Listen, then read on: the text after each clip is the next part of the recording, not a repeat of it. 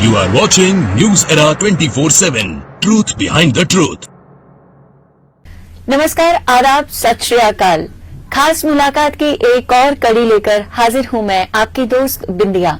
और आज मेरे साथ एक ऐसे युवा जुड़े हैं जो अपने क्षेत्र में जितनी भी मुश्किलें लोग देख रहे हैं उनके लिए काम करने के इच्छुक हैं, उनके लिए काम करने के लिए, उनकी सेवा करने के लिए, लोगों की सेवा करने के लिए इच्छुक हैं कि एक एनजीओ खड़ी करें अपने नाम की, जिससे युवा लोग जुड़कर लोगों की सेवा कर सकें। आरसपुरा इलाके के रहने वाले सोशल एक्टिविस्ट अंकुश शर्मा आज हमारे साथ स्टूडियो में मौजूद हैं। आपका बहुत बहुत स्वागत है खास मुलाकात में। Thank you ma'am. अंकुश, बहुत अच्छा लगता है कि जब आपके जैसे युवा लोग, यंग माइंड्स जुड़ जाते हैं सोसाइटी को डेवलप करने के रास्ते में। कैसे ख्याल आया आपके मन में कि आपको ये सोशल वर्क की ओर जाना चाहिए?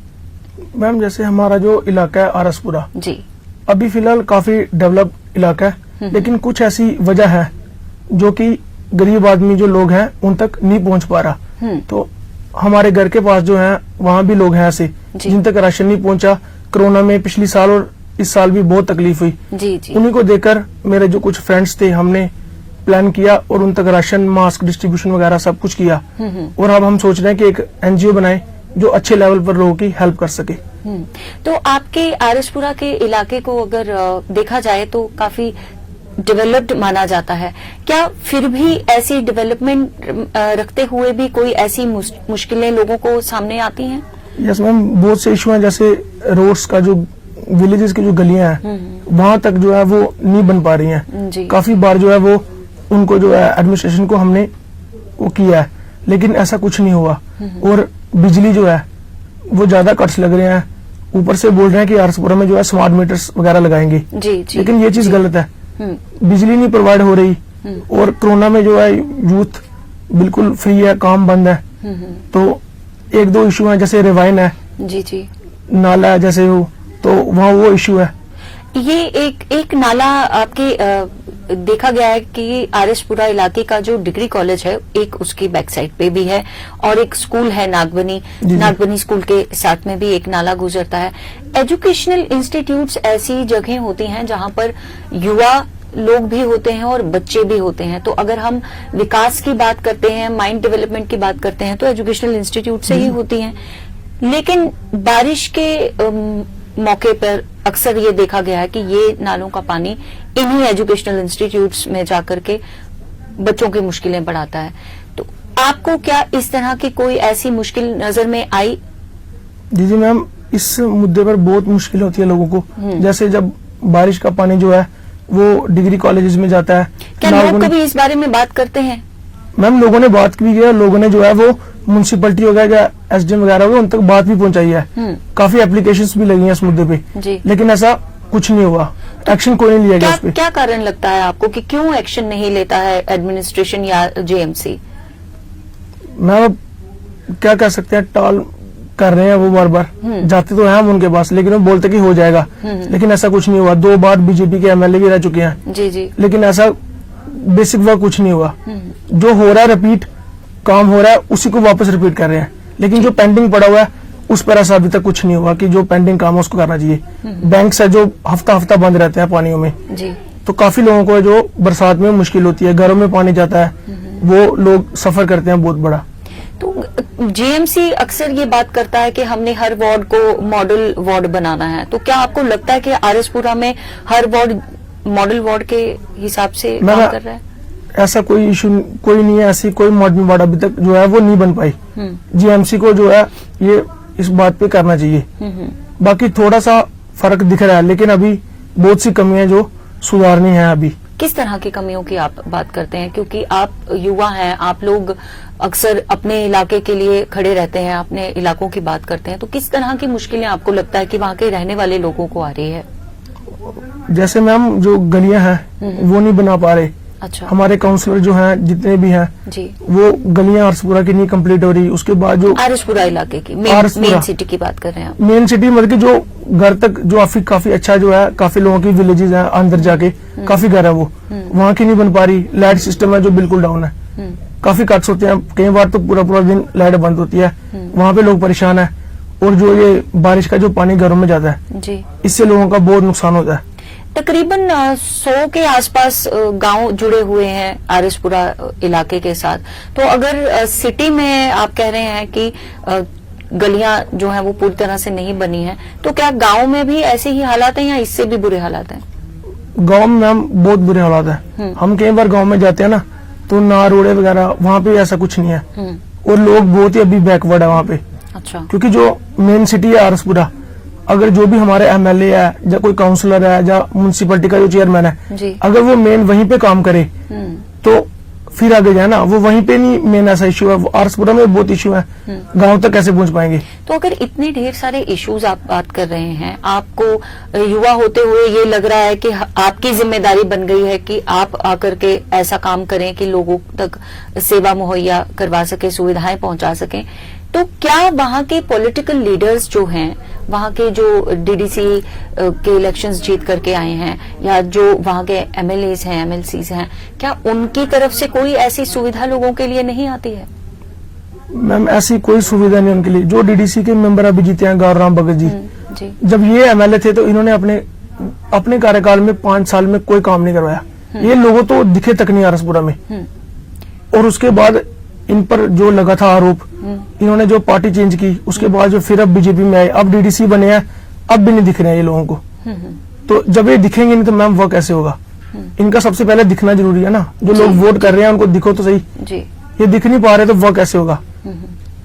तो क्या प्रशासन की ओर से डेवलपमेंट काम हो रहे हैं वहां पे या वहां के रहने वाले लोगों की तरफ से हो रहे हैं? जो काम मैम, कुछ काम होते हैं जो इनके क्लोजली लोग होंगे तो उनके हो जाएंगे। जो मेन लोग है जैसे आम जनता जिनको बोलते हैं, वो जो है ना वो खुद करवा रहे हैं अपना काम। किसी को जैसे गली बनानी है तो उसका जो पुली वगैरह है वो खुद बनवाएगा, अपने पैसे डालेंगे तो और खुद बनवाएंगे। तो इस तरह के कोई कार्य आपके रहते हुए हैं, आपके संज्ञान में कोई ऐसे कार्य? जी मैम, अपने वार्ड में 1-2 जगह पे है जो हमने वो जो पुली थी वो हमने ही वार्ड से कंट्रीब्यूट करके तो बनवाई है। अच्छा जी जी। तो इसका मतलब ये है कि जिस तरह के आप हमें बातें सुना रहे हैं, इससे हम सिर्फ एक ही कंक्लूजन निकाल सकते हैं कि आरएसपुरा इलाका जो कि माना जाता है एक वेल ऑफ एरिया है, इस वेल ऑफ एरिया में भी कई ऐसी दिक्कतें हैं जिनकी वजह से लोग परेशान हैं। तो लोगों ने क्या कभी भी अपना रोष जताया नहीं प्रशासन के खिलाफ या इंतजामिया के खिलाफ की अगर उन्हें इतनी दिक्कतें आ रही हैं, तो क्या कभी प्रोटेस्ट नहीं हुआ इस बारे में? होते मैम, क्यों ये बात बाहर तक नहीं आई है आज तक? मैम इस बात पे बहुत प्रोटेस्ट होते हैं। हम कई बार एसडीएम साहब के पास भी एप्लीकेशन वगैरह लेके गए, जो नालों का आपको बताया, तो इन इशू पे, लेकिन अभी तक कोई एक्शन ऐसा कुछ नहीं हुआ। काफी कुछ मैं जानना चाहूंगी, आरएसपुरा इलाके में क्या कोई बाहर के लोग भी आते हैं काम करने के लिए? यस मैम, बहुत सारे हैं। तो क्या लॉकडाउन के दौरान, क्योंकि कोरोना का समय था, वो काम करने के लिए वहां पे आए हैं, तो काम तो सब बंद थे, तो आपने कोई ऐसा केस देखा जहां पे ऐसे लोग जो यहाँ काम करने के लिए आए हैं आरएसपुरा में, उन्हें खाने की दिक्कत हुई हो, और आपकी तरफ से कोई, आपके जो आप प्लान कर रहे हैं एनजीओ, उस एनजीओ की तरफ से, आपकी टीम की तरफ से कोई सुविधा मुहैया कराई गई हो ऐसे लोगों को? जी मैम, ऐसे बहुत से लोग हैं जिनको पिछले साल लॉकडाउन में और इस बार बहुत तकलीफ हुई। तो मेरी और जो मेरे फ्रेंड्स, जो हमारी टीम है, उन्होंने पिछले साल जो आरएसपुरा के जो साथ लगते विलेजेस, उन तक खाना पहुंचाया। अच्छा। मार्क डिस्ट्रीब्यूशन, पूरी हेल्प की जितना हम कर सकते थे। तो ये इशू रहा थोड़ा उनका। एक सोच आती है कि जब यंग बच्चे कुछ कहते हैं घर पे कि हाँ मैं ये काम करना चाहता हूँ, तो कई बार देखा गया है कि पेरेंट्स थोड़ा हिचकिचाते हैं युवाओं को प्रोत्साहित करने में। आपको किस तरह का प्रोत्साहन मिलता है अपने परिवार से जब आप सेवा कार्य की बात करते हैं? क्योंकि सेवा कार्य एक ऐसा कार्य है जहां पर हमें बेनिफिट कम मिलता है और हमारी ओर से ज्यादा काम होता है।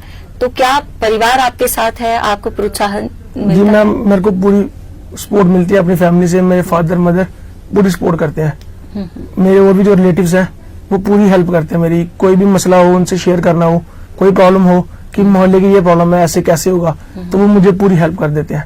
तो क्या लोग आपकी सहायता करते हैं? जी मैम, और काफी लोग हैं जो आरएसपुरा में अभी हमारे साथ जो बोलते हैं कि अच्छा वर्क करते हो, कभी कोई काम हो तो हमें भी बुला लिया करो।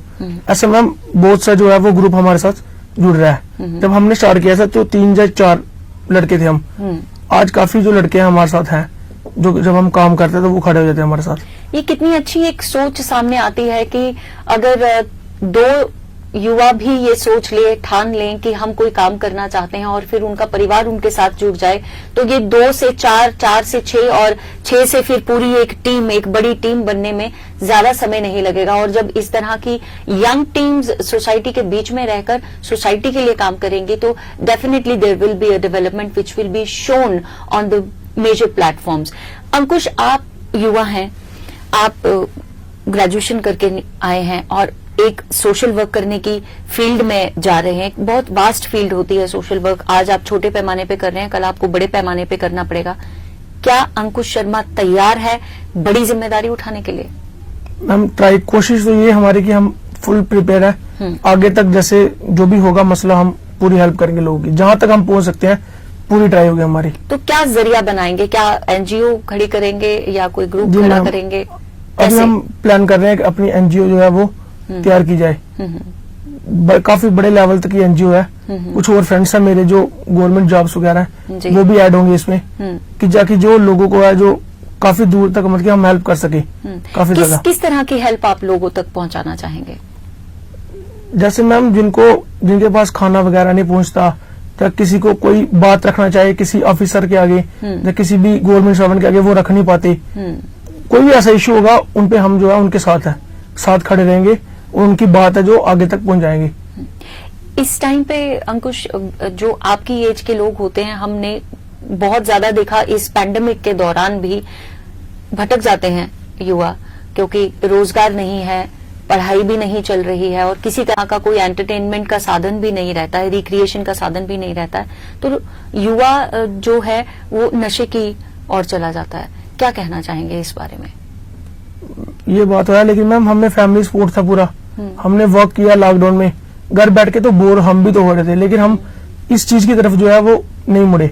हमने अपने आप को पूरा चेंज कर लिया। हम दूसरी साइड मुड़ के लोगों की हेल्प करने की साइड, इस साइड हम चले गए। तो इसलिए बाकी ये इशू रहा है कि बहुत से लोग जो है वो नशे की तरफ यूथ लगा, बिकॉज जॉब्स नहीं है ना, यूथ कहाँ जाएगा, जॉब्स नहीं है, तो उसकी वजह से कई लोग जो है वो डिप्रेशन में भी जा रहे हैं। आरएसपुरा इलाके में पर्टिकुलरली अगर हम बात करें तो क्या वहां पे भी अनएम्प्लॉयमेंट की कुछ ऐसी नजर आती है मुसीबत? जी मैम, बहुत अनएम्प्लॉयमेंट है। जो गांव है मैक्सिमम अनएम्प्लॉयड गाँव में है ही नहीं, जॉब्स वगैरह कईयों के पास है कि कुछ जो है वो जो पहले हो चुके हैं, जो अभी हैं, काफी लोग हैं जो पढ़े लिखे हैं, यूथ वगैरह है जो फ्री बैठी हुई है, जब कोई होता है जो प्राइवेट काम कर रहे हैं, अब तो प्राइवेट वाले भी निकाल रहे हैं। अच्छा, तो वो है जो उनके घर में काफी दिक्कतें हैं, जो उस वजह से भी जो यूथ है जो नशे की तरफ जो है वो जा रही है। तो आरएसपुरा इलाके की अगर हम बात करें, क्योंकि जम्मू में तो हम बहुत ज्यादा देख रहे हैं कि नशाखोरी बहुत ज्यादा तेजी से बढ़ रही है और कहीं ना कहीं इंतजामिया उस पर लगाम लगाने की कोशिश भी कर रहा है। क्या आरएसपुरा इलाके में भी नशा पकड़ बना चुका है अपनी? जी मैम, अब तो बना चुका है, क्योंकि कुछ विलेजेस हैं जो है नशे की चपेट में जो आ रहे हैं। और इस बार जो वाइन शॉप्स खुली है कोरोना में, वो हमने देखा है कि मैक्सिमम जो यूथ है ना, लाइन्स में वो लगी है। सबसे बड़ी बात ये सामने ये हैरानी वाली कि सब यूथ जो है वो वाइन शॉप्स की लाइनों में लगी हुई है। तो क्या एक आपकी तरफ से, एक युवा होने के नाते, एक सोशल एक्टिविस्ट होने के नाते, क्या आपकी तरफ से एक संदेश आना चाहिए ऐसे लोगों को जो नशे की ओर जा रहे हैं? मैम उनसे ये कहना चाहता हूँ कि जो नशे की तरफ जा रहे हैं, नशे के साथ जाके मैम पूरी लाइफ जो उनकी आगे बर्बादी है, जॉब्स नहीं मिल रहे तो इसलिए वो जा रहे हैं। उसकी जगह अगर ये सोशल वर्क करें, जो साथी है आपके पड़ोसी वगैरह जो है डिस्टर्ब्ड है, उसकी अगर ये हेल्प करें, या जो टीचर है जो ट्यूशन पढ़ाते हैं पेमेंट लेके, अगर वो फ्री ऑफ कॉस्ट ट्यूशन वगैरह जो पढ़ाएं, तो काफी बच्चे हैं जो इस साइड नहीं जाएंगे, जब काफी सुधार है। और जो पेरेंट्स हैं, कहीं होते हैं माँ बाप भेज देते हैं बच्चों को कि जाओ ये लेके आओ, वो भी बहुत बड़ा कारण होता है कि बच्चे को एक नशे की तरफ भेजने वाला। इन चीजों पे थोड़ा कंट्रोल करें ना तो काफी बेहतर हो सकता है। तो कहीं ना कहीं एक इंडिविजुअल की बात नहीं है, पूरे परिवार को साथ मिलना पड़ेगा, कुछ ऐसे लोग जो युवाओं के साथ, बच्चों के साथ, टीनेजर बच्चों के साथ जुड़े हुए हैं, जैसे शिक्षक हैं और जैसे उनके माता पिता हैं, या उनके आस पड़ोस में रहने वाले ऐसे लोग जिनके साथ उनका उठना बैठना है, आना जाना है, और ऐसे लोग जहां से बच्चे सामान लेकर के आते हैं, खरीद के आते हैं, तो सबकी कहीं ना कहीं एक जिम्मेदारी बनती है कि ये एक चेक रखा जाए कि ये बच्चा जो बाहर आ रहा है, सामान लेने के लिए आ रहा है, किस तरह का सामान ले रहा है। और अगर किसी को भी किसी भी तरह की ऐसी कोई छोटी सी भी भनक लगती है कि ये बच्चा नशेखोरी की ओर जा रहा है, तो कहीं ना कहीं हम सबकी जिम्मेदारी, सोसाइटी की भी जिम्मेदारी बनती है कि उनको ऐसे युवाओं की एक एग्जाम्पल दी जाए और ऐसे युवाओं के साथ जोड़ा जाए जो सोसाइटी की बेहतरी के लिए काम करें, ना कि नशाखोरी की ओर उनको लेकर के जाएं। अंकुश, आप हमारे स्टूडियो में आए, हमारे साथ इतनी अच्छी बातें साझा की और बहुत अच्छा लगता है हमारे चैनल को ये देखकर कि आप जैसे युवा लोग समाज को बदलने की एक सोच रखते हैं, और इस पैंडेमिक के दौरान जहां युवा भटक रहे हैं, वहां आपने अपनी एक पॉजिटिव दिशा पकड़ ली है और एक पॉजिटिव दिशा की ओर आप चल रहे हैं। हम उम्मीद करते हैं कि आप ही की तरह हमारे बाकी के युवा भी अपनी एक पॉजिटिव, एक राइट सोच, एक राइट अप्रोच और एक राइट डायरेक्शन में काम करें और अच्छा काम करें, और आप ही की तरह सोशल वर्क करें और आगे बढ़कर हमारे समाज को भी आगे लेकर के जाएं। खास मुलाकात में जुड़ने के लिए अंकुश, आपका बहुत बहुत शुक्रिया। बहुत बहुत थैंक यू मैम आपका। खास मुलाकात की आज की कड़ी में हमारे साथ एक युवा जुड़े, अंकुश शर्मा, जो काम कर रहे हैं समाज को बदलने का। अभी शुरुआत है, उम्मीद है कि शुरुआत अच्छी है तो आगे का कार्य भी इनका और अच्छा होगा और आगे चलकर ये बहुत बड़ी जिम्मेदारियां भी संभालेंगे और समाज को भी संभालेंगे। इसी उम्मीद के साथ this is Bindiya Tikku signing off for now.